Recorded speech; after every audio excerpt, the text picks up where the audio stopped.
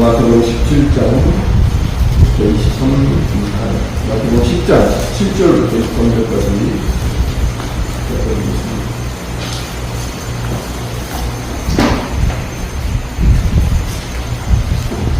10장 17절로 20절까지 같이 한번 읽어볼까요? 찾으시는 거라고 10장 17절 17절부터 20절까지만 한 목소리로 같이 읽겠습니다. 시작. 사람들을 상가라. 그들이 너희를 공회에 넘겨주겠고 그들의 회당에서 채찍질하리라. 또 너희가 너희와 종족들과 이분들 앞에 들려가리니 이는 그들과 이방인에게 증거가 되리라.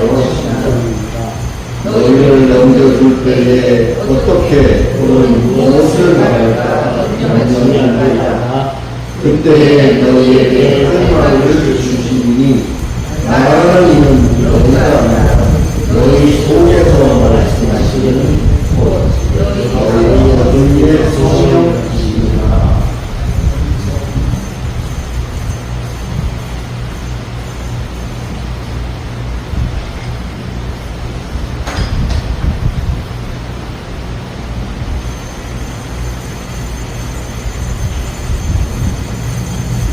마태복음 5장의 산상수훈을 시작으로 해서 조금씩 살펴보는 것이 오늘 10장 수치까지 왔네요. 우리 같이 읽었습니다마는 오늘 본문에서의 핵심은 읽은 17절 첫머리입니다. 17절의 첫머리. 사람들을 상가하는 지시를 내립니다.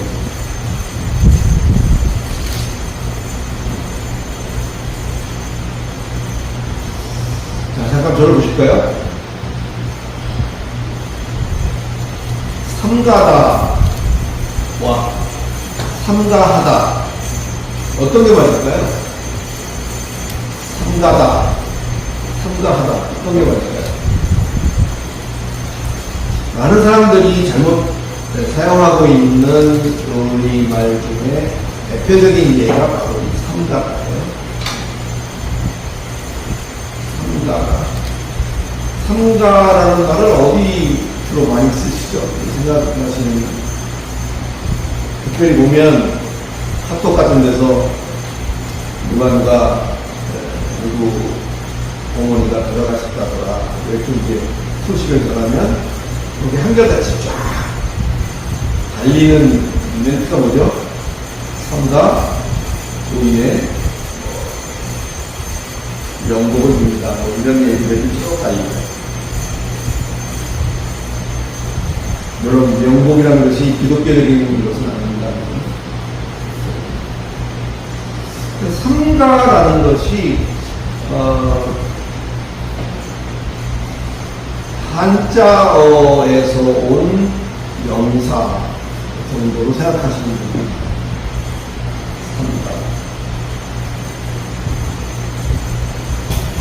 삼가다라는 말은 동사입니다. 동사.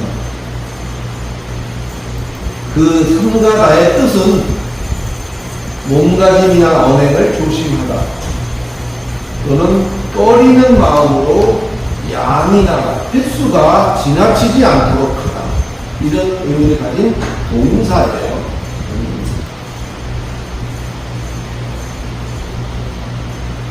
먹다는 뭘까? 먹다라는 단어도 동사입니다. 그 뜻을 찾아보니까 재밌어요. 입을 통해 뱃속에 들여보내다. 그것이 먹다라는 동사의 의미예요. 먹다라는 동사라는 것은 행동을 묘사하는 말이죠. 먹다. 하다는요. 하다는 뭘까요? 하다도 동사입니다.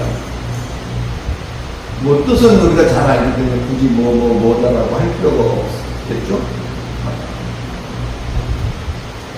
자, 굳이 오늘 국어 시간도 아니지만 오늘 예배에 참석하신 분들에게 보너스로 이걸 열심히 설명하고 있습니다. 우리말을 바로 써야 된다는 측면에서. 먹다 동사가 됐죠. 하다 동사가 됐어요. 이 외에도 동사는 우리의 행동을 표현하는 그런 단어들은 뭐 셀 수도 없이 많죠. 자, 여기서 핵심적인 것이 뭐냐면 동사 뒤에는 동사를 붙여 쓰지 않습니다. 동사 뒤에는 동사를 연거푸어 쓰지 않는다. 이게 우리말의 원칙 중에 하나예요. 좀 쉽게 얘기하면 이렇습니다. 먹다, 아까 동사가 됐죠. 먹다에서 다자를 빼고 하다라는 동사를 이어 붙여 쓸 수가 없다 그래요. 그래서 한번 붙여볼까요? 먹다에서 다를 빼면 남는 게 먹이죠. 그 먹에다가 하다라는 동사를 같이 붙였으면 어떻게 되죠? 먹하다 이렇게 되죠. 먹하다는 말이 없다는 것은 우리는 금세 알 수가 있어요. 삼가다를 한번 볼까요? 그러면 삼가다에서 다를 빼고 하다를 붙여서 말을 해본다면 삼가 하다 오 말이 되는 거 같죠. 삼가 하다. 근데 삼가도 동사요. 아까 먹다가 동사인데 하다라는 동사를 이어 썼을 때 부자연스럽고 그렇게 쓰지 않는 것을 즉시 알 수 있었던 것처럼 삼가다도 동사인데 그 가짜를 떼고 하다라는 동사를 같이 연이어서 삼가하다. 말은 상당히 익숙하지만 그렇게 써서는 안 된다는 거죠. 뭔가 틀렸다는 얘기를 하고 있는 거예요. 근데 그 틀린 것이 너무 자연스럽게 우리가 맞는 것 같아 보이는 거죠. 먹하다가 말이 안 되듯이 삼가하다라는 것도 말이 되지 않는다. 이렇게 설명을 드릴 수가 있습니다. 바른 용례는 뭐냐? 어떻게 쓰는 것이 바른 것이냐? 가끔가다 이런 게 있죠. 낙서를 삼가해 주세요. 이렇게 써 있는 그런 문구들을 볼 수가 있죠. 이 말이 바르게 쓰인 게 아니다. 낙서를 삼가 주세요. 이렇게 하셔야 돼요. 뒤에 하다라는 것이 들어가면 안 돼요. 낙서를 삼가 주세요. 음주운전을 삼가합시다. 이런 표어들이 있어요. 음주운전을 삼가합시다가 아니라 음주운전을 삼가합시다. 이렇게 사용해야 맞는 거예요. 삼가다라는 것이 동사이기 때문에 이런 일들을 삼가할 것을 권합니다. 이것도 어때요? 맞지 않는 거죠. 어떻게 되죠? 이런 일들을 삼갈 것을 권합니다. 이렇게 사용하는 것이 맞는 것이다. 근데 이번 기회를 통해서 삼가다라는 것이 동사다라는 사실을 일단은 우리 성도님들은 아실 수가 있기를 바랍니다. 자, 서론 삼아 말씀을 드렸고, 본론으로 다시 들어가볼까요? 오늘 본문 첫머리 17절에 사람들을 삼가라. 그들이 너희를 공회에 넘겨주겠고 그들이 회당에서 채찍질하리라. 사람들을 삼가라 한다면 어떤 생각이 들죠? 뭐 사전적인 의미도 뭐 조심하고 이런 의미가 있다고 하니까 당연히 사람들을 조심하라는 거구나. 맞습니다. 뭐 되게 그런 의미인 것은 맞아요. 더더욱이 그 뒤에 따르는 내용들이 그걸 뒷받침하고 있죠. 공회에 넘기고 채찍질하고 사람들이 또 끌고 가고 그렇게 하니까 우리는 의심할 여지 없이 사람들이 우리를 공회에 넘기기도 하고 채찍질도 하고 우리를 끌고 가기도 하니까 사람들은 조심해야 되는구나. 그렇다면 영어 성경은 어떨까요? 조금 나와 보이긴 하는데 영어 성경에도 뭐 beware라는 단어가 쓰였어요. 삼가라는 말 대신 beware라는 말이 쓰였는데 역시 대동소이합니다. 조심하고 경계하라는 취지로 사용되었다는 점은 뭐 대동소이예요. 동서양을 막론하고 이 뜻이 사람들을 조심해야 한다라고 보는 점 무리가 없어요. 제가 이것을 뭐 문법을 거들먹거려 가면서 이것을 장황할 정도로 집요하게 이것을 강조하고 있는 것은 그 이유가 있어요. 그 삼가야 되는 이유 때문에 제가 이 부분을 이렇게 강조를 하고 있는 거예요. 조심하는 것에 대해서는 의의가 없는데 그 사람들이 어떤 나쁜 일을 나에게 할 수 있는 가능성이 있기 때문에 조심해라 라는 것만 그러지 말자는 거죠. 그 삼가야 되는 이유는 무엇일까? 우리가 10장을 쭉 이렇게 읽다 보면 파송하는 거잖아요.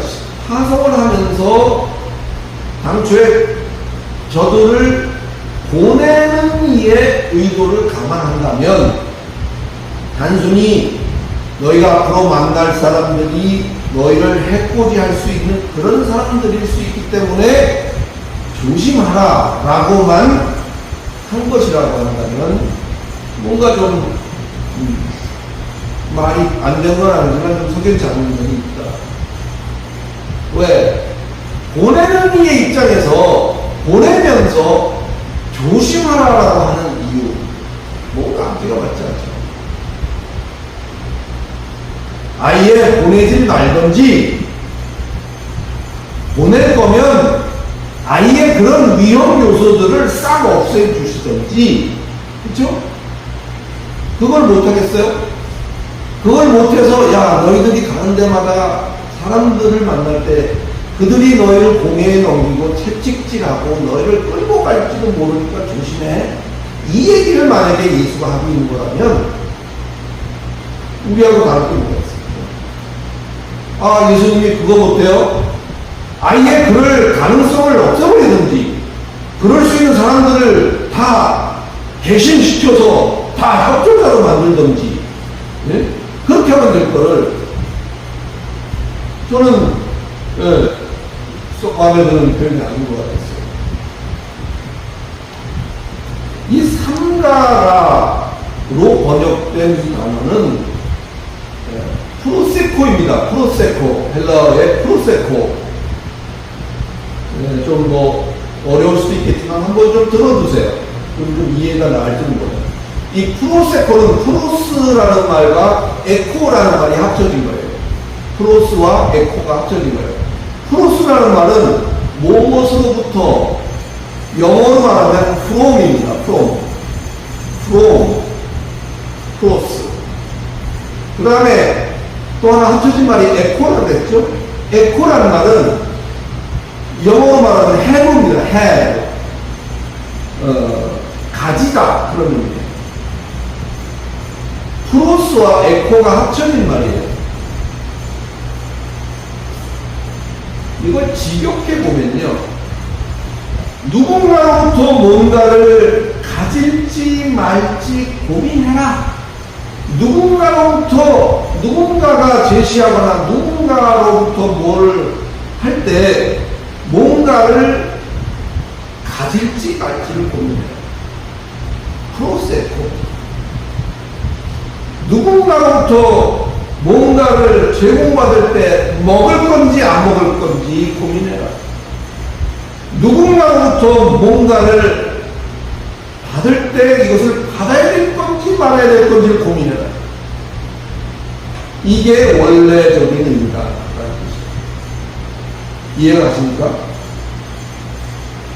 그래서 거기로부터 유래돼서 조심 또는 경계 이런 것까지 이제 확대가 되는 거죠, 의미가. 그래서 이런 비슷한 류의 의미가 이 안에 다 이제 들어가게 된 사연이 거기 있다. 프로세코. 그래서 프로세코. 삼가다라는 말은 프로세코다. 몰라도 사는 데는 전혀 이상이 없는 말입니다. 그러나 알아두면 이해를 하고 여러분들의 거기에 맞게 운신의 폭이 확실해진다는 이점이겠죠. 결국 사람들을 조심하고 경계해야 되는 이유가 그들이 너희를 공에 넘기고 채찍질하고 끌고 가는 것 때문에 너희가 그렇게 당하지 않으려면 조심하라 라는 말만이 아니라 그러죠. 그런 것도 포함이 되지만 사실상 보내는 누구죠? 예수.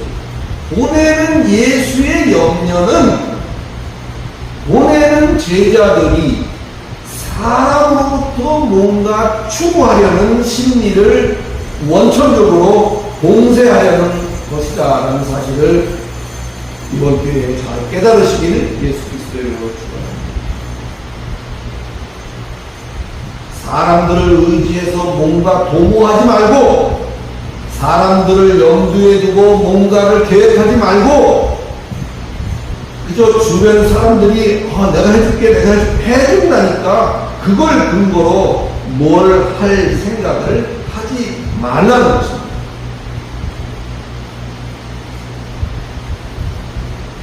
심지어 너희 먹을 거, 너희가 말할 거, 너희가 그 입장에 끌려가서 뭘 어떻게 해야 될 것까지 다 계획이 되어 있고 다 공급하시는 분이 계시다. 누구죠? 하나님이 너희의 먹을 것, 하나님이 너희의 말할 것, 하나님이 너희의 쓸 것, 너희의 행동할 것들을 다 거기에 맞게 하실 것이다. 그러니까 사람을 너무 의지하지 말아라. 너희가 그렇게 의지했던, 그렇게 염두에 두었던, 그렇게 근거로 삼았던 그들에 의해 공회에 넘기고 채찍질당하고 끌려가는 수모와 처절한 절망을 맛보게 될 것을 가르쳐주고 있는 거죠. 그들을 원천적으로, 그 생각을 원천적으로 금하시는 내용입니다.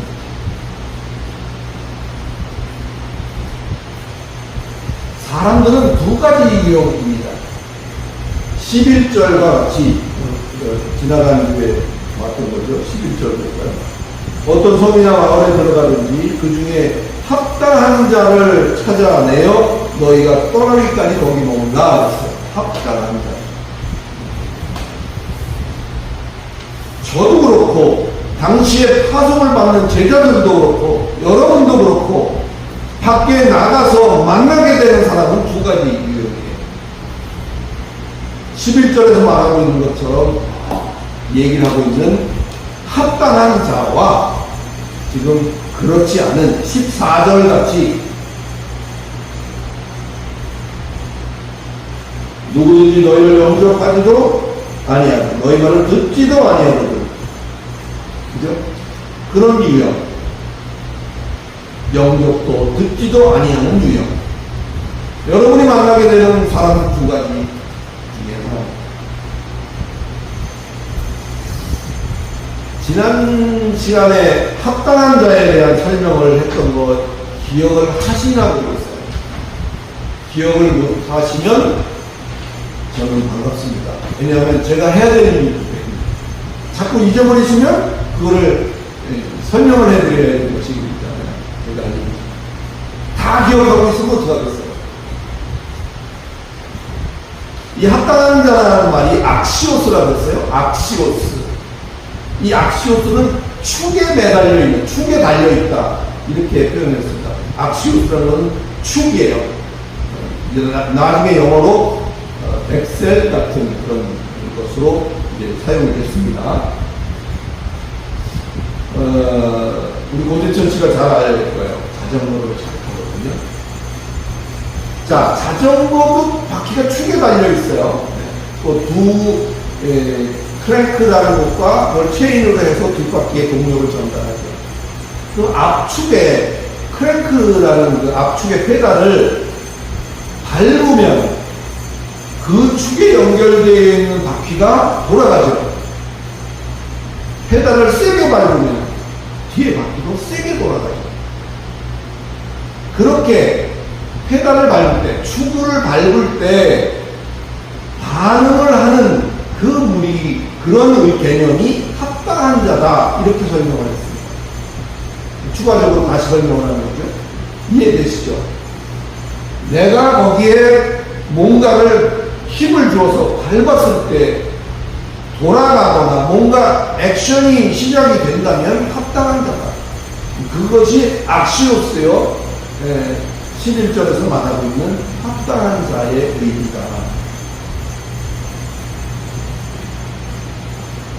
아무리 밟아도 꿈쩍도 안 하고 영접하지도 아니하고 반응이 없는, 듣지도 아니하는 그런 유의 것이 부자가 되는 거겠죠. 이제 합당한 자와 그렇지 않은 자를 여러분 개념적으로 구별할 수 있으시겠죠. 내가 갔을 때 나에게 잘해주고 친절하고 뭐 배려해주고 하는 이 사람이 합당한 자가 아니라는 거예요. 문제는 이것이 겉모습 속에서 알 수가 있지 않다는 게 있어요. 그렇기 때문에 삼가라는 거예요.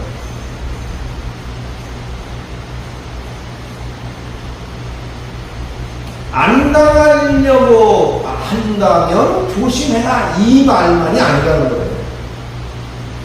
그 중에 그러한 합당한 자를 놓치지 않기 위해서 조심해야 되는 것이고, 프로세코 해야 되는 것이고, 자세히 뭔가 살펴야 되는 것이고, 깨달아지십니까? 사랑하는 성도 여러분, 사도들이 보내질 때 그들이 이제 보내서 그 사역지로 가서 그들이 어떤 대우를 받을 것인가는 사실 보내는 이 마당에서 모르고 보내는 걸까요? 보내시는 이 예수께서 그들이 가서 어떤 일을 당할지 모르고 보내겠느냐? 사실은 보내는 이 마당에서 다 알고 있는 일이라는 사실을 놓치지 마시기 바랍니다. 그럼에도 보내는 예수는 결코 공회에 넘어가게 하지 않을 것이며, 결코 채찍질 당하게 하지 않을 것이며, 결단코 저들 총독과 임금들을 싹 들어서 싹 쓸어버려서 그렇게 되지 않게 하리라 라고 하지 않으셨다는 것입니다. 우리가 깊이 생각해 봐야 할 부분이죠.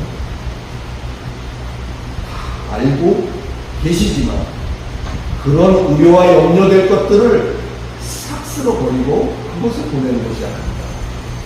할렐루야. 비록 예수 믿는 일로, 복음을 전하는 일로 이미 예견된 고난을 당한다 할지라도 사람을 의지하지 말고 우리 안에서 우리를 보다 더 하나님의 것 되게 하시고, 그것으로 인해 오히려 우리에게 영광을 비우시는 그 하나님을 의지하시면서 각자 저를 비롯해서 여러분 모두 부여된 삶 가운데서 관심을 가지고 삼가며 프로세코하며 주변을 잘 살펴서 조심히 복음의 사역을 성실히 감당하고 복된 저와 여러분이 되시기를 예수 그리스도의 이름으로 축원합니다. 오늘 본문의 뒷 구절을 볼까요? 21절로 23절. 우리 각선이 한번 보여주세요. 21절로 23절. 하나님 목소리로 한번 읽어주세요. 각선이. 장차 형제를 아버지가 자식을 죽는 데에 내주며 자식들이 부모를 대적하여 죽게 하리라. 또 너희가 내 이름으로 말미암아 모든 사람에게 미움을 받을 것이나 끝까지 견디는 자는 구원을 얻으리라. 이 동네에서 너희가 박해하거든 저 동네로 피하라. 내가 진실로 너희에게 이르노니 이스라엘의 모든 동네를 다 다니지 못하여서 인자가 오리라. 아멘. 오늘 조금 목소리가 덜 낭낭하네요. 감기를 보이고. 우리 박사님 정도는 머릿속에 잘 알아들을 수 있는 그런 톤을 가지고 있습니다. 그럼 집에서 성경 읽는, 소리 내서 읽는 연습을 좀 하세요. 그럼 되게 은혜가 됩니다. 예. 하루 한 장씩이라도 낭독을 하는 것은 상당히 은혜가 됩니다. 자, 우리가 살피고 있는 10장의 별명이 뭐라고 그랬죠? 파송장이다. 파송하면서 그들에게 하는 당부, 예수님의 당부. 이 파송 관련된 내용은 공간복음 하면은 마태, 마가, 누가까지가 공간복음이죠. 이 공간복음에서는 마가도 다뤘고 누가도 다루고 있어요. 근데 이 마태가 다루고 있는 이 10장을 쭉 읽어보실 때 마태의 기록에는 뭐 그렇게 뚜렷하지는 않습니다만은 특히 마가복음 13장, 나중에 시간 날 때 읽어보세요. 누가복음 21장, 이런 쪽에서 지금 이 대목을 똑같이 다루고 있어요. 근데 거기를 읽다 보면 앞뒤에 뭐가 묻어 나오냐면 이것이 보내는 이 사건이 이 마가복음 13장에도 있고 누가복음 21장에도 있는데 이 내용이 앞뒤에 마지막 때와 관련된 그렇게 일어날 일들을 이렇게 좀 거기에 연결해서 이것을 기록하고 있다는 사실을 볼 수가 있어요. 다시 말하면 12사도를 파견한 이 일은 과거 단회적인 일일 수 있지만 이미 보내시는 그 파송 시점으로부터 예상되었던 일들, 마지막 때와 관련된 일들, 그런 일들이 지금도 그 완성을 위하여 진행되고 있습니다. 라는 사실을 우리가 비교해서 읽어보면 알 수가 있습니다. 죄송합니다.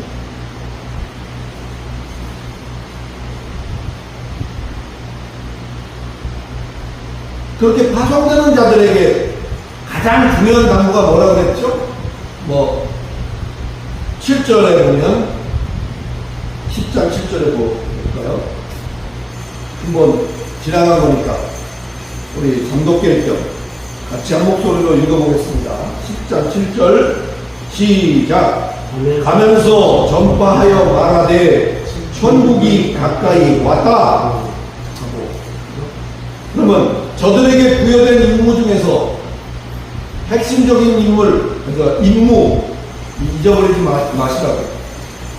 천국이 가까웠다. 이렇게 말하는 거죠. 저들을 보내는. 천국이 가까워.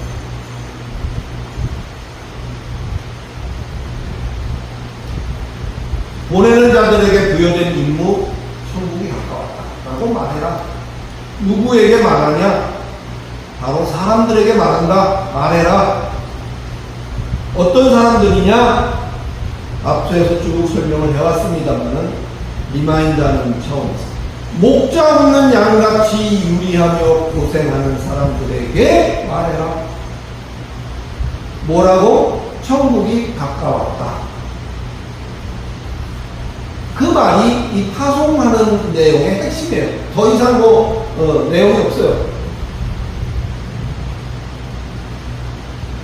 실제로는 목자 없는 양이 아니에요. 실제로 목자가 다 지켜주고 있는데 그걸 인식을 못하니까 자기가 다 한다고 생각을 하면서 사는 거죠.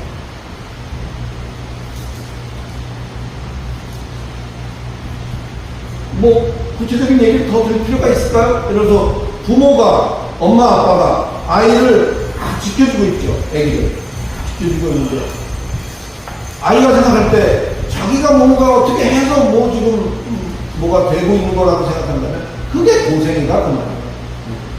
유리 방황하는 것이고 고생이 뭐냐? 그게 고생이다. 아버지가 하나님이 다 어련히 알아서 하실 것을 하고 계시다는 사실을 있는 순간, 그리고 자아가 드러나서 내가 뭔가를 하고 내가 수고하고 내가 무엇을 하고 라고 생각하는 순간 그것은 뭐다? 고생이다. 할렐루야. 간단한 거예요. 진리는 간단합니다. 복음이란 뭡니까? 복된 소식이요. 복된 소리요. 맞죠? 뭐가 행복한 소리죠? 뭐가 복된 소리죠? 예수를 모르는 사람에게 예수를 알려주고 그가 그것을 기쁨으로 받아들였을 때 역시 복음이죠. 그것만이 복음이 아니에요. 천국이 가까웠다. 천국이 가까웠어요. 이제 모든 당신이 하고 있는 고생, 그 힘겨움은 이제 못 끝나요. 라고 말하는 이것도 복음입니다.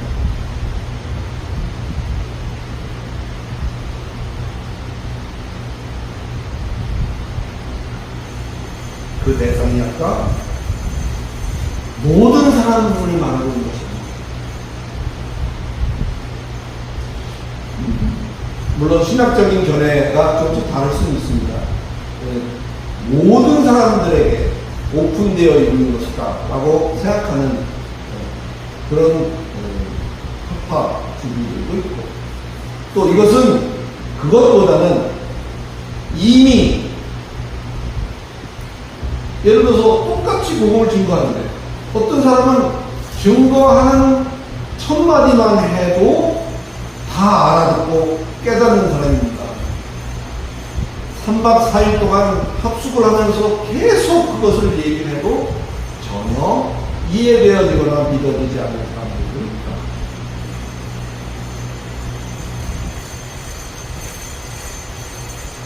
서화에 뭉개서 그래 믿어보기로 하자 이렇게 해서 자기가 믿는 게 아니라는 거예요. 처음부터 하나님은 작정하신 아들의 영으로 낳은 하나님이 작정하신 자래야 그러한 원리가 믿어지고 알아지는 것이다. 저는 그렇게 생각합니다. 이것이 표시가 있다면 얼마나 좋겠어요. 조용하고 신속하고 효과적으로 이런 사실들을 알려줍니다. 그걸 알 수가 없으니 어떻게 해요? 그 한 사람을 위해서 부단히 그 일을 증거하는 것이고 외치는 것이고 기회를 얻든지 못 얻든지 허공이라도 그 사실을 외치는 거죠.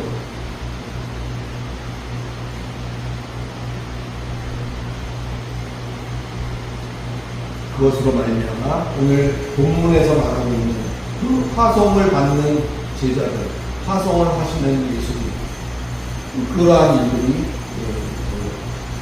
생긴다. 이 천국이 가까웠다는 말은 어떤 이들에게는 오아시스 같은 말이 될 수도 있겠지만 어떤 이들에게는 한번 생각해 보세요. 어떤 사람이 그게 오아시스처럼 됩니까? 너무 힘겹고 그 정말 복음을 감당하는데 해보신 분들은 아시겠지만 참 여러 가지 육신적인 고초도 따르죠. 여러 가지 일들이 발생을 합니다. 그런 이들에게는 지금 이 말이 천국이 가까웠다! 얼마나 반갑겠어. 이제 조금만 더 하면 천국이 가까웠다. 할렐루야. 힘내자. 이게 한마디로 묻겠습니다. 그 천국에 갔다 왔다는 소리는 예수님을 또 염두에 두고 하는 소리요? 예수님이 가까이 왔다, 오고 있다는 소리인가? 그러면 천국에 그러면 진짜로 가까워지고 있는 것인가? 눈앞에 보는 것이 그러면 이루어지는 것인가? 그걸 좀 묻고 싶어요. 이 선생님은 상당히 포괄적인 생각을 하셨구나. 되게 좋은 착상이에요. 그리고 예수님이 뭐 이제 다시 오실 예수님을 말씀하시는 거겠죠. 결국은 그 시한적인 어떤 그런 시기적인 것도 그 안에 포함이 되는 거예요. 그러니까 상징적인 것일 수도 있지만 또 내용상의 그런 내용도 포괄적으로 되어있다. 이렇게 보는 게 맞을 것 같아요. 어찌됐든 어떤 이들에게 그것이 오아시스 같은 것이 될 것인가 지금 얘기를 했죠. 근데 어떤 이들에게는 그렇지 않아요. 반대적인 그 현상이 나타나요. 나 지금 한참 잘 나가고 있는데 이제 곧 천국이 온다고 하는 얘기를 하면 어떻겠어? 이제 뭐 난 지금 잘 나가고 내가 그죠? 그러고 있는데 이제 끝났다는 얘기를 들릴 거 아니에요. 천국이 다 가까웠다. 이제 끝날 때가 됐어. 라고 한다면 이제 좀 염장 지르는 그런 소리로 들릴 수 있겠죠. 그러니까 잘 나가는 그들에게는 그것이 아주 왼수 같은 소리가 될 수밖에 없고, 그러니까 죽자고 달리는 거예요. 무지개처럼 얘기했습니다만 그와 같은 내용들이 포함됩니다. 여러분, 복받고 구원받고 뭐 이런 차원은 싫으면 안 하는 거예요. 복? 나 안 받는 거예요. 복 필요 없어. 뭐 그렇게 말할 수 있는 사람도 있는지는 모르겠지만 선택할 수 있어요. 복받고 구원받고의 차원은 싫으면 안 하는 거예요. 하지만 천국이 가까웠다는 것은 선택이 아닌 선언입니다. 선언이라는 것이기 때문에 저들의 입장에서는 미친 거죠. 꼭지가 보이겠고, 그 표현으로 죽인다고 달려드는 이유가 그 때문입니다. 이해가 되시죠? 사랑하는 성도 여러분, 그런 일로 보내지는 자들에게 예수는 소망의 말을 잊지 않고 있습니다. 뒤에 읽어보셨죠? 너희가 이스라엘을 다 돌기 전까지 내가 그런 내용들이 있었죠. 이스라엘 모든들 다니지 못해요. 인자가 오고 그렇게 오래 걸리지 않을 거야. 제자들을 보내면서 파송하는 그 시점에 이미 이런 얘기를 하고 있어요.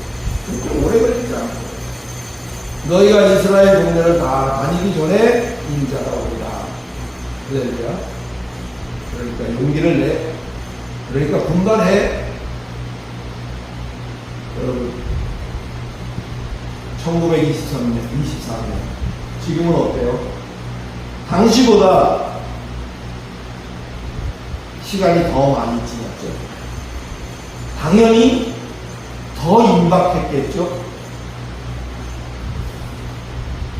오늘도 그 이름을 부르며 격려하시는 그의 음성을 들으면서 어떤 형태가 됐든 나에게, 여러분에게, 우리 모두에게 부여하신 그 임무를 극진히 잘 감당하시는 복된 저와 여러분이 되시기를 예수 그리스도 이름으로 축원합니다. 기도하겠습니다. 거룩하신 하나님, 은혜를 감사합니다. 12명의 제자들을 선발해서 이제 그들을 보내면서 물론 여러 가지 그 앞으로 겪어야 될 일들을 모르는 바가 아니기 때문에 참 여러 가지 어려움들도 인간적으로 있을 수 있습니다. 그러면서 그들에게 이것저것 강구하시는 그 예수 그리스도의 마음을 우리는 읽을 수 있습니다. 그러나 오늘 저들에게 부여된 임무가 어떤 것인지, 또 오늘날 예수 믿는 나에게 부여된 일이 어떤 것인지, 예수 믿으며 힘겨워 쓰러지려고 안타까운 그들을 향해서 천국이 가까웠다는 이야기를 전합니다.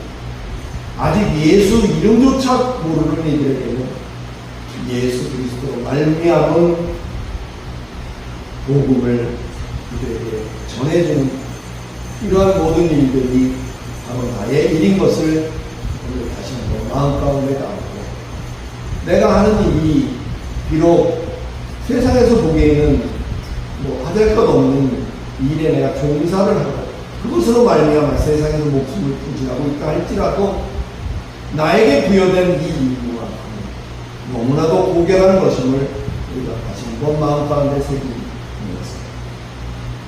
우리 역시 천국이 가까웠다는 이 말씀을 마음 가운데 담으면서 어렵고 힘든 세상을 우리가 잘 감당하고 후회된 일들을 잘 해내는 지극히 아름다운 성도들로 다시 한번 힘을 낼 수 있도록 도와주시고 인도해 주시옵소서.